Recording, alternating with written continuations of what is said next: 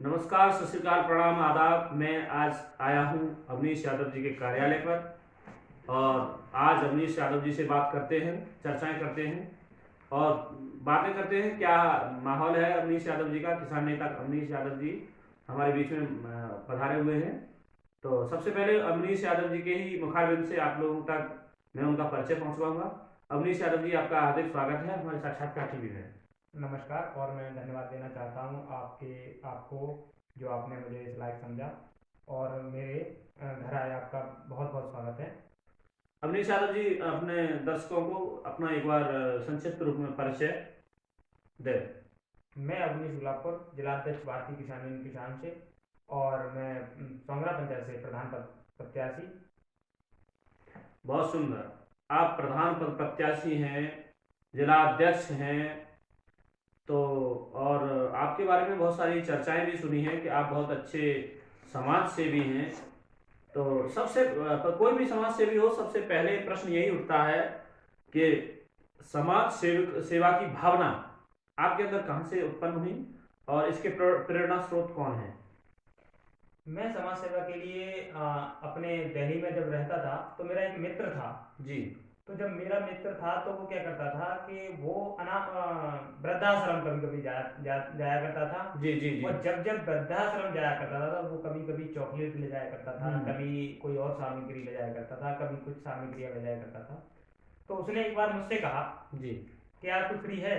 तो मैंने भी संडे था और मैंने भी कह दिया कि मैं फ्री हूँ। जी जी। तो जब मैंने उससे कहा कि मैं फ्री हूँ और उसने मेरी गाड़ी लेके आया और मुझे बैठा के ले गया, तो वहाँ पे जब मैंने देखा उसे जाते ही, जो हमारे बुजुर्ग थे उन्होंने बहुत उसे प्यार दिया और उनके बीच वो बहुत हंसता खेलता रहा। जब हम वापस आए तो मेरे दिल में एक ख्याल आया था। जी। मैंने, जब इतना प्यार ये लोग देते हैं फिर भी इनके बेटे इन्हें छोड़ देते हैं, तो कुछ तो बात रही होगी, कुछ तो कमियां शायद बेटों की रही होंगी।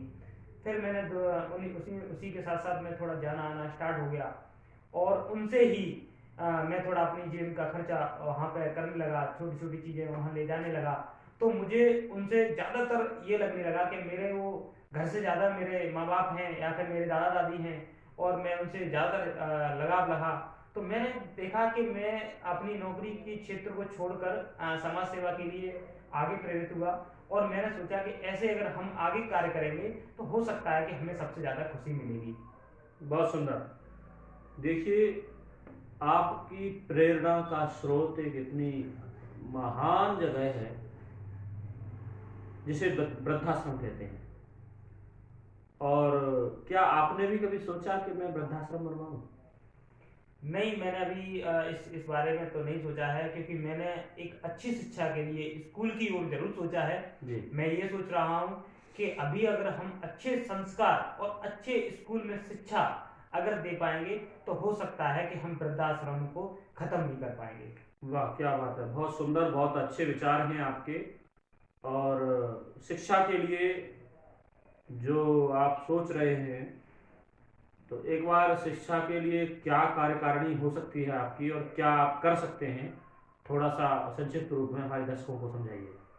मैं एक राधा कृष्ण युवा ग्राम विकास समिति का गठन कर रहा हूँ। जी इसको रजिस्टर कराना चाहता हूँ और रजिस्टर होने के बाद में मैं सभी जो हमारे गरीब लोग हैं, या किसान रहे हों या मजदूर रहे हों या रिक्शा वाले रहे हों या जो भी रहे हों, तो मैं उनके बच्चों को पढ़ाना चाहता हूँ। और मैं उनके बच्चों को खाना पीना रहना पढ़ाना सारा मुफ्त कराना चाहता हूँ। और अपने बीच अपने घर में रख कर, अपने एक संस्था में ये रख कर, और उनको जब तक या तो नौकरी करें या बिजनेस करें, उनके पैरों पर खड़ा करना चाहता हूँ। बहुत सुंदर, बहुत अच्छी बात है।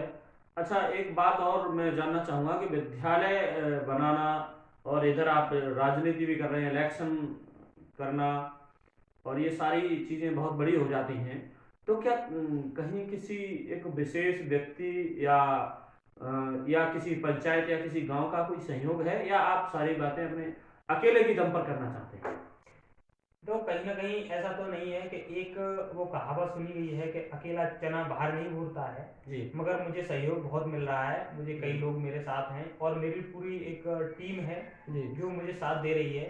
जी। बाकी कई लोग ऐसे हैं जो मेरे मित्र मंडली हैं, कई मेरे ऐसे हैं जो बुजुर्ग सिर्फ मेरे पिता समान हैं, कई लोग ऐसे भी हैं जी। जो मेरे दादा समान हैं और वो मुझे सहयोग दे रहे हैं, हालांकि आर्थिक सहयोग भी दे रहे हैं और वैसे सहयोग भी कर रहे हैं, जिस पर जैसा सहयोग है वो मेरा सहयोग में खड़े हुए हैं। बहुत सुंदर, बहुत अच्छी बात है। अच्छा अवनीश जी, ये सारी बातें उद्देश्य की और अपने कार्यकारिणी की बातें रही, एक पर्सनल बात भी पूछ सकता हूँ क्या मैं आपसे? बिल्कुल बिल्कुल। जी अवनीश जी, हमने ये सुना है कि आप रक्षाबंधन पर जी आपको बहुत सारी बहनें हैं, जी। और क्या ये सिस्टम, मतलब राखियां बंधी, क्या हुआ, ये सारी बातें कुछ कुछ सुनने में आई है, मैं थोड़ा सा आपसे विस्तार से जानकारी चाहता हूँ, ये क्या है?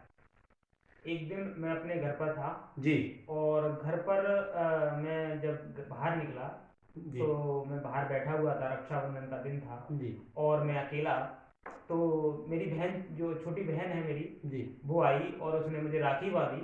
जी राखी बांधने के बाद में, और एक जो बहन थी, मेरी ही बहन है, जी जी जी उसने मुझे देखा था, मगर अब मैं थोड़ा कहने में संकोच कर रहा हूँ जी कि जी उसके कोई भाई नहीं था जी उस टाइम। जी जब भाई नहीं था जी तो मैंने उससे भी एक बार हाथ बढ़ाया तो उसने मुझे राखी बांधी। जी जब मेरी बहन राखी बांध रही थी पानी पियो। तो वो उस बात सोच रही थी जी कि मेरा भी काश कोई भाई होता तो मैं उसके राखी बांधती, या मेरा भी कोई भाई होता। इस जी इस प्रेरणा को लेकर मैंने फिर सोचा, हो सकता है कि हमारी बहुत सारी बहनाएं ऐसी हैं जिनके जी पास भाई नहीं है, जी और जिनके पास भाई नहीं है मैं उनका सिर्फ भाई बनकर गया हूँ।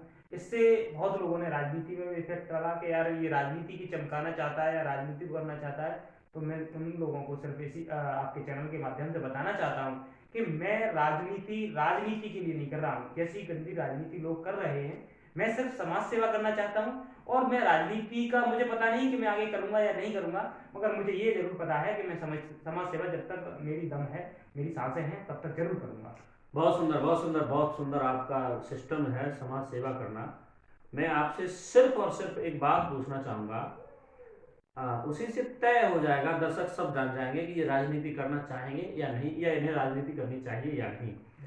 आपके मायने में, बात को समझना, आपके मायने में राजनेता की क्या परिभाषा होनी चाहिए, राजनेता कैसा होना चाहिए? देखो, हमें एक पहले बताया गया था कि जैसे हमारे राजा हुआ करते थे जी उनके लिए जो प्रजा का महत्व रहा, जी जी तो कई राजा मैंने ऐसे सुने हैं जो अपनी प्रजा के लिए अपनी जान तक कुर्बान किया है। जी जी बिल्कुल। तो मैं भी चाहता हूं कि जैसे हमारे राजनेता जो होते हैं वो हमारे राजा समान होते हैं, जी और जो राजा अपनी प्रजा को अपनी जान तक की बाजी जी में तय रखता है और अपनी जो जान है वो प्रजा में रखता है, जी उसको राजनेता के हकदार होना चाहिए जी। और वो राजनेता होना चाहिए। जी अवनीश जी, अगर इंटरव्यू बढ़ाना चाहें तो बहुत बड़ा हो सकता है, तो मैं ज़्यादा लंबा इंटरव्यू न करके आपसे एक रिक्वेस्ट करूंगा और अंतिम प्रश्न करूंगा कि आप हमारे चैनल के माध्यम से हमारे दर्शकों को और हमारे युवाओं को आप क्या संदेश देना चाहते हैं? आप अपनी भाषा में संदेश दें। युवाओं से क्या कहना चाहते हैं? युवाओं की क्या टारगेट होना चाहिए, क्या मतलब कर्तव्य होना चाहिए?